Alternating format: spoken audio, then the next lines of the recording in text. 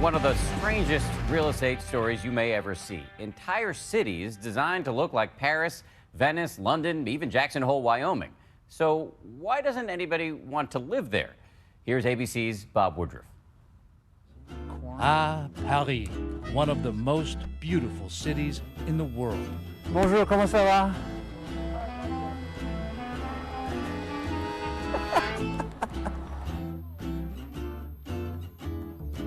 The Eiffel Tower! Look at that place! But wait a minute, Paris? Well, not exactly. Welcome to Tianzhuchang, China, an entire city built to look exactly like Paris, France, complete with iconic architecture, picturesque fountains, spacious public squares, and thousands of apartments to live in. 你好，你好。 Meet one of the inhabitants. Rachel moved here 6 years ago. So what do you think of this being Paris right here? Yeah, how do you think? What, is it strange to you? Yes, I think a little strange. You live here? I don't like it here. She says she is not exactly feeling the joie de vivre, and apparently almost no one else is either. These developers, while they may have copied so much else about the West and these developments, they may have forgotten the most important thing of all, which is the rule of supply and demand. A victim of the speculative real estate bubble currently gripping China and roiling stock markets worldwide. Paris, now virtually a ghost town. Streets empty, stores vacant. They got their laundry hanging right in front of their house. For so few people, there seems to be quite a lot of laundry hanging almost everywhere. There's laundry on the tree. Fourth floor. Yeah. Solo. Yeah. So, Oh, so you have the penthouse. you want to see? Yeah. Okay. I'll take the very top. In Paris, it would be a dream to have this view. Wow. The view is good.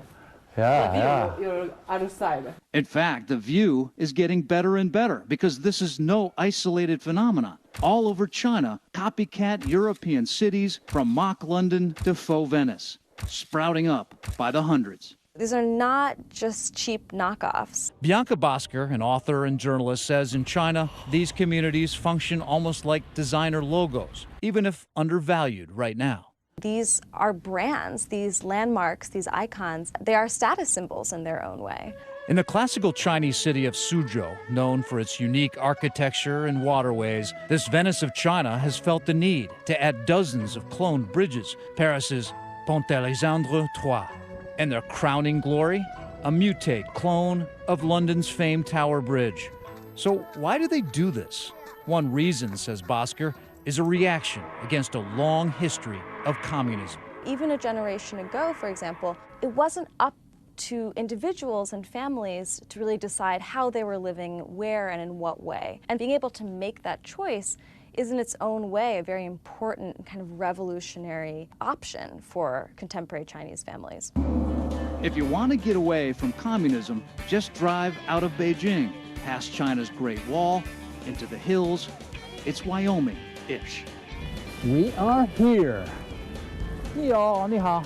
That's right, Jackson Hole, cowboys, and of course, Route 66.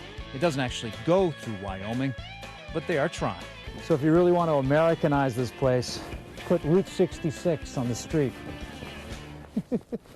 They did get the snow right, but even that's a duplication. If you thought this was real snow, well, here's the secret. They make it fake. Unlike other duplitecture towns, these homes have sold well. This one, the realtor showed us, cost almost $2 million. This is gigantic. Perhaps because it's only about an hour and a half away from the often polluted Chinese capital. Why is it a lot of people want to live in America type town? 你是让我从政治原因还是经济原因考虑呢？ The lifestyle they want to have. You want the lifestyle. This is very, very American. If you want something slightly more refined, head to the suburbs of Shanghai. This is the Thames town, as in the River Thames of London. I don't know this place before. Do you like it? Yeah. It's more like a British theme park. Harry Potter statue? Check. Winston Churchill? Of course.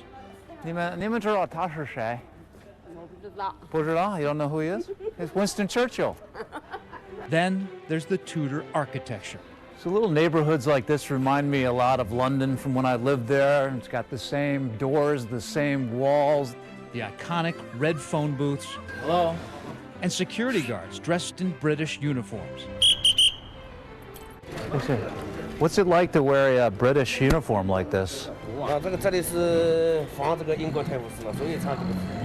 Like Paris, it was supposed to be a busy town, filled with residents, but they never came. It's mostly now for wedding pictures, everywhere. Let's count the number of wedding photographs. All right, I'm counting them now. 1, 2 down there, 3, 4, 5, 6. 6. Got this one? 7. And now these ghost towns are endangered in a whole new way. The Chinese government has recently announced that these knockoff cities are at odds with socialist core values and says it wants to give them more Chinese traditional names. But for now, if you come to China, You're Finnish. You're from Finland? Yes. and get homesick for your hometown, you can probably find it somewhere over here. For Nightline, I'm Bob Woodruff in Paris. Hangzhou, China. Our thanks to Bob Woodruff, and you can take a virtual reality tour of this city on your own by visiting abcnews.com/VR.